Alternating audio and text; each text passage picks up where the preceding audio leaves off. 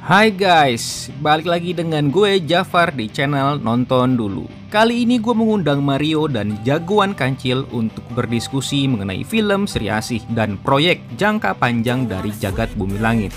So, tonton videonya sampai habis, jangan lupa di subscribe channel ini bagi yang belum untuk mengikuti update video gue berikutnya. Prediksi perilisan proyek Jagat Cinema Bumi Langit dari mulai teaser, trailer segala macam. Aku barusan aja upload dan di situ aku bilang gini loh, kalau kan ini kan Virgo dan Sri Asih direncanakan rilis tahun ini juga ya, 2022 ya. Dua film tahun ini. Padahal tahun ini cuma tinggal 6 bulan doang. Kita udah masuk Juli ini, ya kan? Udah 6 bulan doang. Kalau kita pakai logika ya, dalam waktu 6 bulan rilis 2 film, artinya masing-masing punya waktu 3 bulan dong. Berarti kita mulai dari 3 bulan pertama, yaitu Juli, Agustus, September. Teaser Sri Asih rilis Juli nih.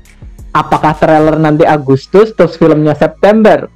Setelah itu giliran Virgo, teaser, trailer, filmnya tayang. Menurutku sih kayaknya kayak gitu sih. Tapi kalau Virgo tayang Desember kayaknya nggak mungkin ya. Di situ filmnya lumayan ya Desember ya. Ada Avatar 2 ya. Ada Avatar 2 ya. Ya kayaknya kalau maju ke 2023 menurutku mundur sih. Nggak Desember tapi kayak November sih. Soalnya November lumayan aman sih, November dan akhir. Mepet sih lumayan mepet November akhir. Jadi kayaknya kita bakalan mulai bam ini. Jadi kayaknya mereka bakalan prosesnya sebulan, teaser sebulan, trailer sebulan, habis itu langsung tayang, kayaknya kayak gitu sih. Jadi buat kalian yang tanya-tanya ya, prediksiku seperti itulah kayaknya sih. Gua kira ini film horor. Wait, tunggu minit. Ini kok Pita Pits. Kok juga kok dia pertama kayak Sri Asih, terus tiba-tiba action. Wow, langsung ini bener. Mix Sri Asih bener, Pak.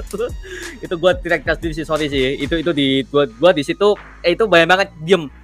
Anehnya di situ orang audiensnya semua itu diem, gak ada yang gak ada. Banyak banget Pak, banyak banget yang buat temukan di situ Pak, terutama dengan yang ada berhubungan banget dengan film Gundala kemarin. Itu banyak banget buat temukan tuh Pak.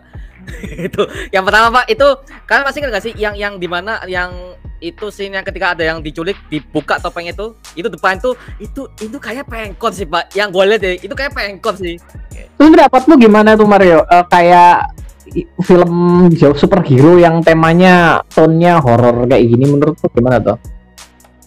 Gua suka Pak. Akhirnya gue bisa lepas dari superhero yang hahihi dari MCU, mohon maaf ya. Itu akhirnya. Kau ini ada apa sih sama MCU? Bukan Pak ya. MCU sekarang tuh lagi ketar-ketir loh Pak. Iya sih. Iya. Jokesnya kebanyakan. Kesel gua ngeliat Pak, ceritanya itu lagi ditutup sama jokesnya. Makanya gua mau istirahat dulu, gua mau ke Bumi Langit. Dan setelah gua melihat Sri Asih, astaga, gue ini kayaknya vibe-nya udah mulai kayak Gundala banget dengan vibe yang sama. Dan gua mau sih kalau setelah si KUP ya, dia mendirect seperti apa nih hasilnya. Gue pengen tahu sih apakah bisa seperti hasil si Joko Anwar atau enggak nih. Itu aja yang gue mau lihat sih gitu. Dan ini Pak, kalau ini Pak, ini kan juga anak-anak pengkor. Semua anak pengkornya itu kalau ini kan sebagai prequel Gundala, berarti kalau ini adalah sebagai prequel Gundala dan si Asih baru dia born di sini, si siapa Alana ya. Jadi kayaknya ya anak-anak pengkor juga kemungkinan akan muncul Pak, dan nggak mungkin dong seorang anak pengkor tuh di film Gundala cuma sebentar doang, nggak mungkin. Itu sayang banget sih, aktor-aktornya semua tuh pas atas semua lebih jadi anak pengkor tuh Pak. Itu sayang banget sih itu. Aduh, itu harus dimuncul lagi sih. Itu tentara banget sih. Aduh, kan katanya kan si pengkor kan punya banyak banget anak-anak seluruh pulau Pak ya. Itu harus dimuncul kok itu. Aku juga mikir gitu sih, kayaknya anak bapak bakalan muncul sih. Aku 100% yakin anak bapak muncul. 100% aku yakin. Bahkan di Virgo and the Sparklings pun aku yakin anak bapak juga muncul. Aku ngerasa Cinema Bumi Langit ini mau nyambungin semua filmnya dengan anak bapak dan pengkor gitu. Minimal untuk jilid 1 ya. Jadi antara mungkin yang belum muncul atau mungkin yang udah muncul. Kalau yang udah muncul, tebakanku siapa ya yang udah muncul ya? Enaknya yang muncul yang pas di sini ya. Aku pengennya si pelukis sih. Soalnya itu si pelukis. Kita masih bener-bener gemes banget sama karakter itu satu kan. Kanigara kan. Itu kan kalau di komiknya dia jagoan juga kan. Maza, salah satu temannya Sri Asih sama Gundala. Jadi kita masih ini mau dibawa kemana karakternya, kenapa dia jadi anaknya pengkor gitu kan. Itu plot twistnya Gundala yang bener-bener bikin kaget banget.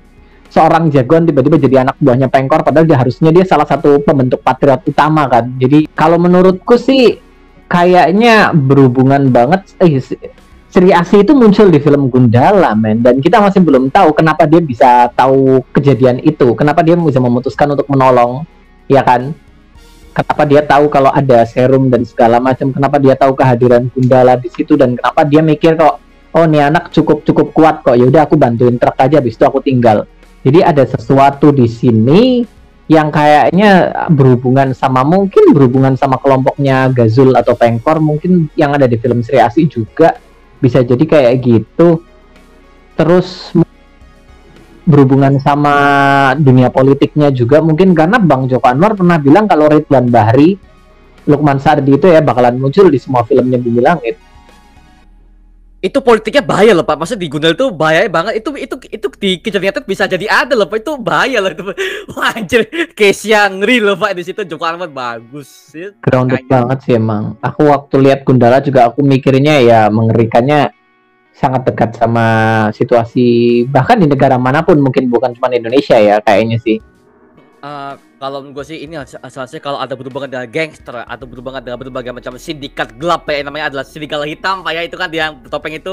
Ini kayaknya akan masuk ke pemerintahan juga politik, karena yang namanya gangster itu pasti akan masuk ke yang namanya pemerintahan. Kan namanya gangster kan mereka kan ngomongin soal sebuah sindikat ya, di mana pemerintahan ini harus kita susupi. Ada orang dalam situ. Nah, jadi gua mau Sri Asih ini jangan berfokus ke Sri Asih doang. Gua juga mau villainnya juga harus diperdalam ya. Contoh kayak Gundala kemarin, gak cuma hero-nya doang, villainnya juga itu membuat gue tuh simpati dengan villainnya si Pengkor itu loh. Makanya gua pengen kalau si Asih ini villain siapa sih? Dr. Setan Pak ya. Itu David itu Dr. Setan sih yang gue lihat sih. Itu memang gue mau lihat sih apakah dia sesuai dengan komik lamanya yang si Godam itu. Makanya gua kan sempat berteori bahwa ini Godam kayak Godam akan jadi cameo sih Pak sini Pak.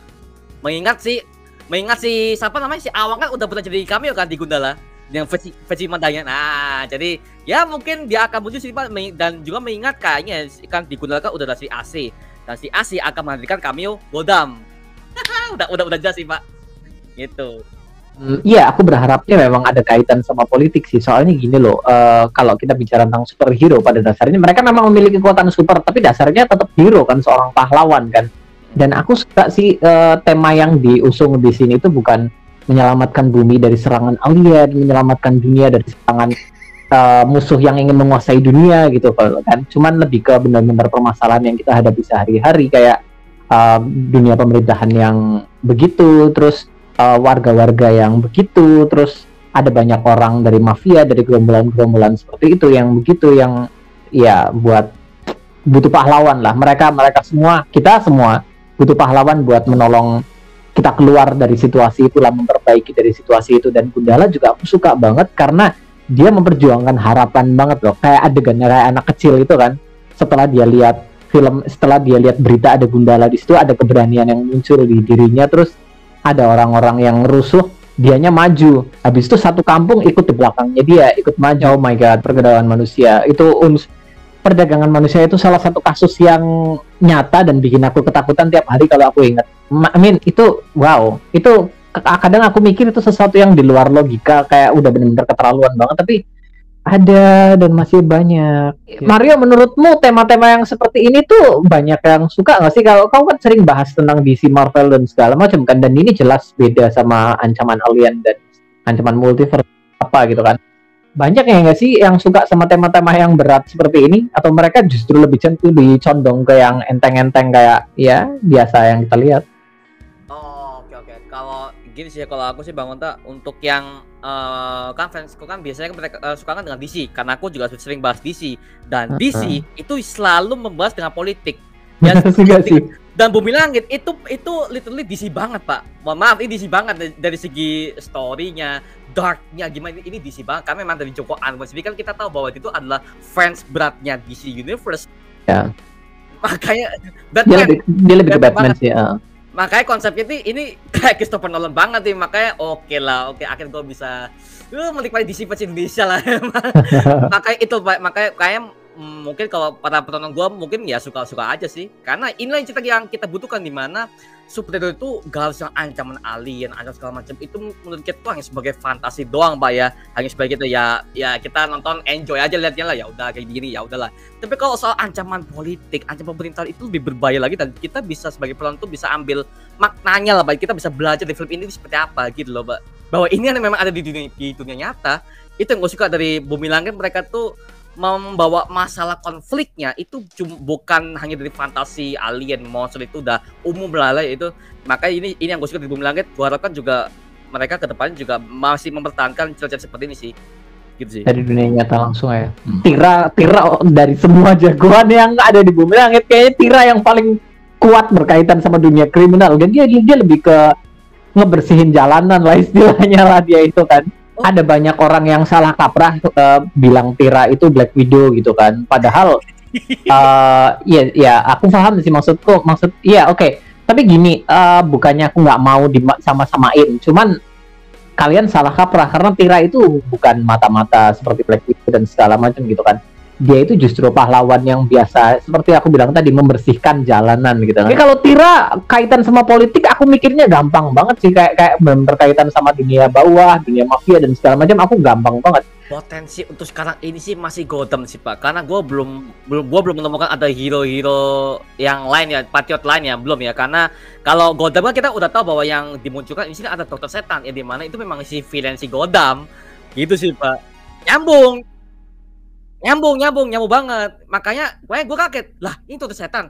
Terus dia kenapa muncul di Asih? Apa hubungannya? Jangan-jangan. Jangan-jangan bakal nyambung ke Gotham sih, Pak, ini. Udah kelihatan jelas sih kalau gue ya. Kalau Gotham sebenarnya mungkin sih, apalagi kan di film sebelumnya ada Gundala, udah ada Awang gitu kan. Terus di sini juga ada Dr. Setan juga. Film selanjutnya nanti Gotham dan Tira harusnya memang nyambung ke arah sana gitu kan. Cuman menurutku masih jadi manusia sih, kayaknya buat jadi Gotham kayaknya masih agak-agak gimana gitu kan. Oh, belum ya? Kayaknya menurutku belum sih, kayaknya Awang sih, masih jadi Awang doang sih mungkin. Entahlah, aku juga kurang yakin sebenarnya. Bisa, soalnya gini loh, kalau di film Gundala kan ada cameo dari Sri Asih yang benar-benar udah jadi Sri Asih gitu kan. Kalau selain Gotham sih Jeffrey Nicole aku yakin. Jeffrey Nicole juga aku sebenarnya masih belum yakin sih. Aku mikir antara dia jadi penjahat juga. Aku agak mikir dia bakalan jadi penjahat. Mungkin salah satu anak bapak sebenarnya. Aku mikir dia bakalan jadi salah satu anak bapak. Habis itu mungkin bakalan di-set jadi jagoan nantinya. Tapi ya Jeffrey Nicole. Aku masih mikir kalau Jeffrey Nicole jadi Sembrani, semua petunjuk mengarahnya ke sana sih Sembrani. Paling mikir si Tiga Hara sih, karena si Tiga Hara itu kan bisa dibilang kakak adean sama Sri Asih gitu kan. Mereka sama-sama tokoh yang diciptakan sama satu orang yang sama, yaitu sama Bapak Era Kosasih kan. Bapak Era Kosasih menciptakan Sri Asih, si Tiga Hara, sama Cempaka. Kalau si Tiga Hara kan ceritanya memang tentang mistis. Dia kan dari dunia mistis kan si Tiga Hara ceritanya kan. Jadi ya Sri Asih ceritanya juga kali ini mistis. Jadi menurutku bakalan gampang banget buat nyambungnya karena sama si Tiga Hara menurutku sih. Jadi aku ada sedikit kecurigaan ke arah sana. Oh my god. Aku baru klik di sini. Baru nemu, Pak ya. Baru klik aku. Gini, Nelson ini kan orang Indonesia Timur ya, Nusantara. Jadi kalau di Bumi Langit, buat kalian yang belum tahu, kalau di Bumi Langit itu ada 3 jagoan yang paling kuat katanya. Yang pertama itu adalah Sri Asih, yang kedua adalah Nusantara, yang ketiga itu Gotham. Dan Nelson ini adalah Nusantara dan dia itu orang dari Indonesia Timur kan.